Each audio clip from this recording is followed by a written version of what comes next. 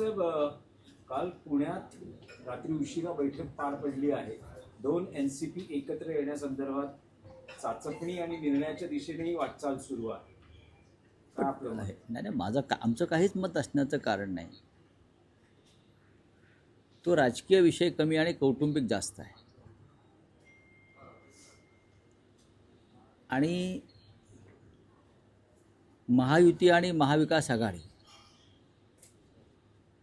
या दोन्ही आघाड्यामध्ये दोन्ही राष्ट्रवादी काँग्रेस पक्ष असेल तर हा त्यांचा प्रश्न आहे. असं ह्याच्यावरती या क्षणी मी मत व्यक्त करणार नाही. भारतीय जनता पक्षाचा पराभव भारतीय जनता पक्षाबरोबर असलेल्या आघाडीतले लोक करायला इच्छुक असतील तर त्यांचं स्वागत केलं पाहिजे. भारतीय जनता पक्षाबरोबर सत्तेत असलेले लोक जर भारतीय जनता पक्षाचा पराभव करण्यासाठी आम्हाला मदत करत असतील तर त्याचं स्वागत केलं पाहिजे. असं वाटत नाही का तुम्हाला? ज्या पद्धतीचं राज्य या महाराष्ट्रात भाजपात चालवत आहे ते मी पाहिलं आहे का? गुंडागर्दी, दहशतवाद, यंत्रणेचा गैरवापर. महाराष्ट्राच्या कॅबिनेटमधील एक मंत्री भरत गोगावले यांचा मुलगा फरार आहे. त्याच्यावरती तुम्ही प्रश्न का विचारत नाही? फार गंभीर गोष्ट आहे. महाड नगरपालिकेच्या निवडणुकीत अटेम्प्ट टू मर्डर एका काँग्रेसच्या कार्यकर्त्याला ज्या पद्धतीनं त्यांच्यावर हल्ला केला ठार मारण्यासाठी आणि पोलीस यंत्रणा त्यांना मदत करत राहिली.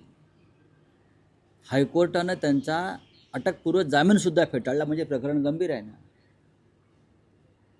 मंत्र्यांची मुलं, मंत्र्यांचे भाऊ यांना खून केले किंवा दरोडे टाकले, चोऱ्या केल्या, भ्रष्टाचार केला तर त्यांना काय गृहमंत्री देवेंद्र फडणवीस आणि राज्याच्या पोलीस महासंचालकांनी अभय दिलं आहे का? मंत्र्यांचा मुलगा फरार आहे आणि पोलिसांना सापडत नाही आणि त्याचा अँटिसिपेटरी बेल म्हणजे अटकपूर्व जामीन फेटाळला जातो तरी सापडत नाही. राज्याचा एक मंत्री बेपत्ता होतो. मी कोकाट्यांविषयी बोलतोय. ते काही वेळ 48 तास सापडत नाही. हे पोलीस आहे की पोलीस यंत्रणा आहे की भाजपची टोळी आहे खाकी वर्दीतली? कुठे गेला मंत्र्यांचा मुलगा? कायदा सुव्यवस्थेवर तुम्ही भाषणं देता ना विधानसभेत, विधिमंडळात. कोणालाही सोडणार नाही. मग मंत्र्यांची मुलं, मंत्र्यांचे भाऊ, मंत्र्यांचे बाप कसे सुटतात? साताऱ्यामधल्या ड्रगच्या कारखान्याचं काय झालं हे सांगतील का देवेंद्र फडणवीस? त्यातले खरे सूत्रधार कोण आहेत हे देवेंद्र फडणवीसांना माहिती आहे. पण संबंधित मंत्री हे देवेंद्र फडणवीस ह्यांच्यासमोर गुडघ्यावर बसले जवळजवळ. आणि देवेंद्र फडणवीस यांनी या ड्रग्सच्या कारखान्याच्या सूत्रधारांना अभय दिलं. एकनाथ शिंदे यांच्याच भावाचा आहे नाही ती जागा, त्यांना माहीत नाही. मुंबई पोलीस दलातल्या एका माजी अधिकाऱ्याचाही तिकडे संबंध आहे त्या ड्रगच्या कारखान्याशी आणि तो शिंद्यांशी संबंधित आहे. नावं घेईन लवकरच. महाडमधल्या कॅबिनेट मंत्र्याचा मुलगा फरार आहे. तो कुठे आहे ते मी सांगतो पाहिजे तर पोलिसांना. काय चाललं या राज्यामध्ये? या युत्या बित्या आघाड्या होत असतील हो. म्हणून भारतीय जनता पक्षाचा सर्व पातळीवरती पराभव करण्यासाठी भारतीय जनता पक्षातले संबंधित लोक आम्हाला मदत करत असतील त्यामुळे त्याचे स्वागत करतो. राऊत साहेब, तुम्ही एक म्हणालात, एक महत्त्वाचा उल्लेख केला की या ड्रग्ज प्रकरणात मुंबई पोलीस दलातल्या एका माजी अधिकाऱ्याचा समावेश आहे आणि तो शिंद्यांशी संबंधित आहे. कोण हा अधिकारी आहे तुम्ही देतो ना. बघा, हे मी सांगण्यापेक्षा देवेंद्र फडणवीस गृहमंत्र्यांनी सांगावं. त्यांच्यापर्यंत सगळी माहिती आलेली आहे. काय लपवत आहेत, कोणाला पाठीशी घालत आहेत?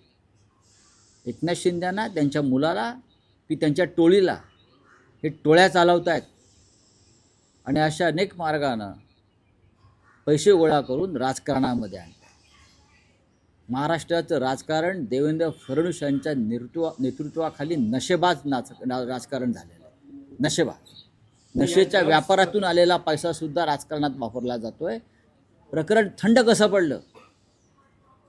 इतकं गंभीर प्रकरण छत्रपतींच्या भूमीमध्ये साताऱ्यात एक खतरनाक ड्रगचा कारखाना सापडतो. मुंबईचे पोलीस जाऊन त्याच्यावरती रेड टाकतात. साताऱ्याचे नाही, सातारच्या पोलीस अधीक्षकाने वाचवायचा प्रयत्न केला.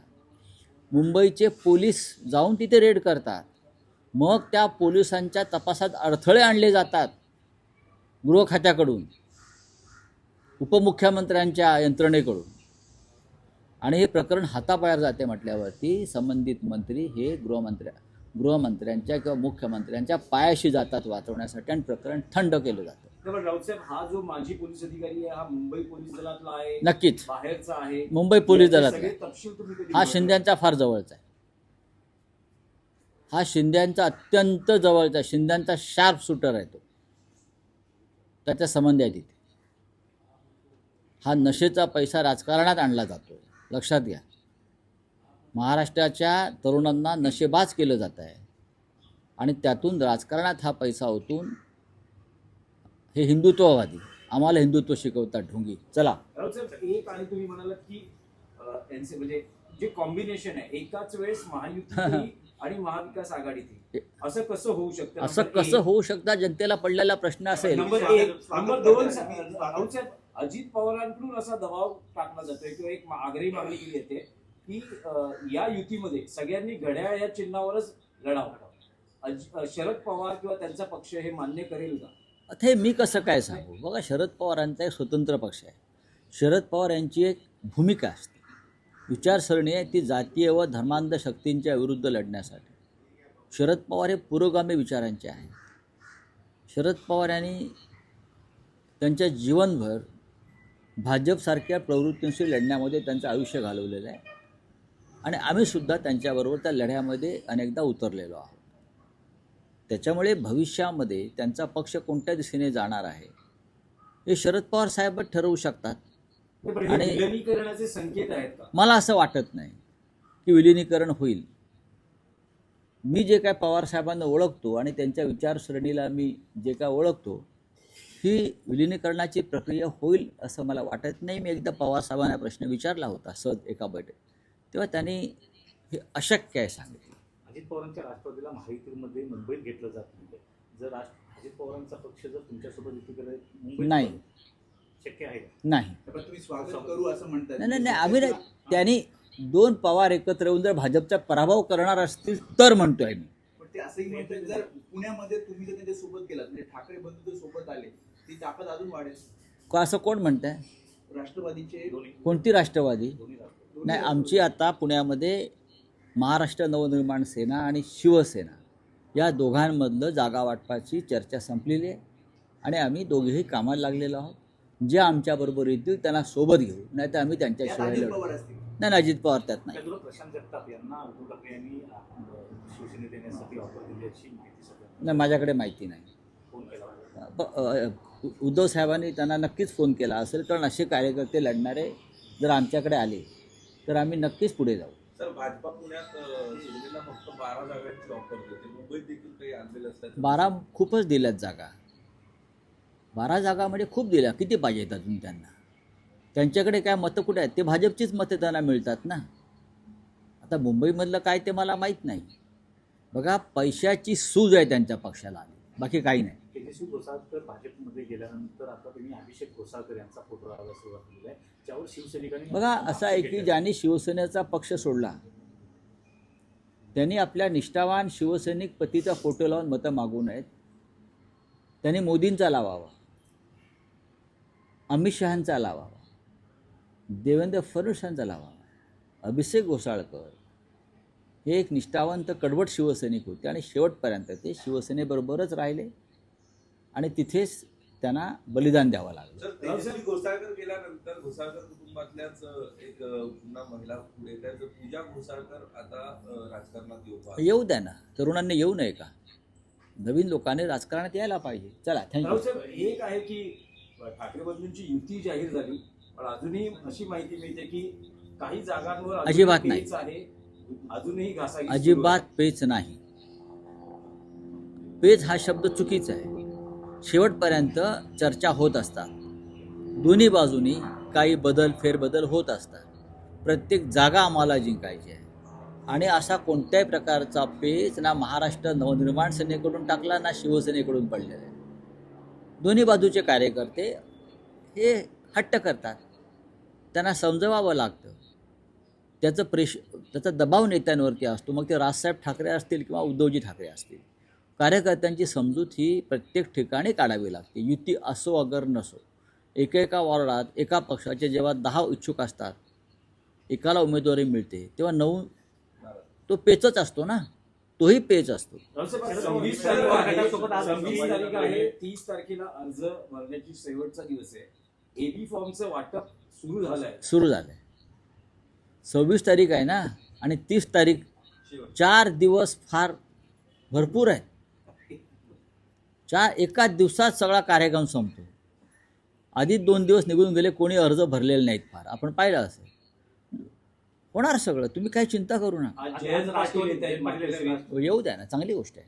अजूनही एनसीपीशी चर्चा चालू आहे. हो, होणार. शेवटच्या क्षणापर्यंत आज सुरू राहील. एनसीपी बरोबर आमची आघाडी होईल.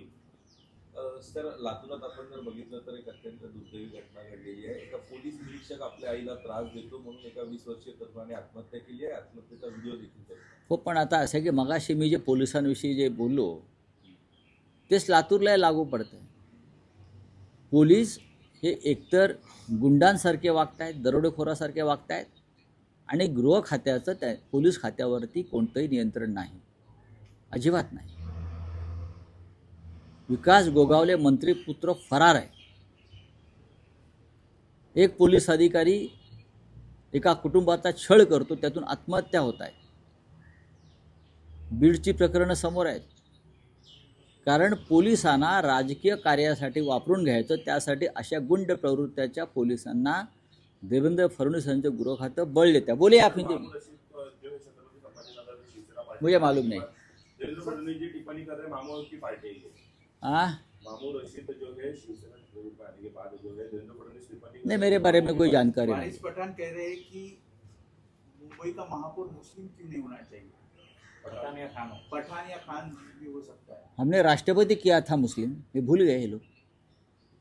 हमने मुस्लिम राष्ट्रपति किया है, और भारतीय जनता पार्टी के सरकार में तो मुस्लिम राज्यपाल भी हो रहे हैं. ऐसा नहीं है ना.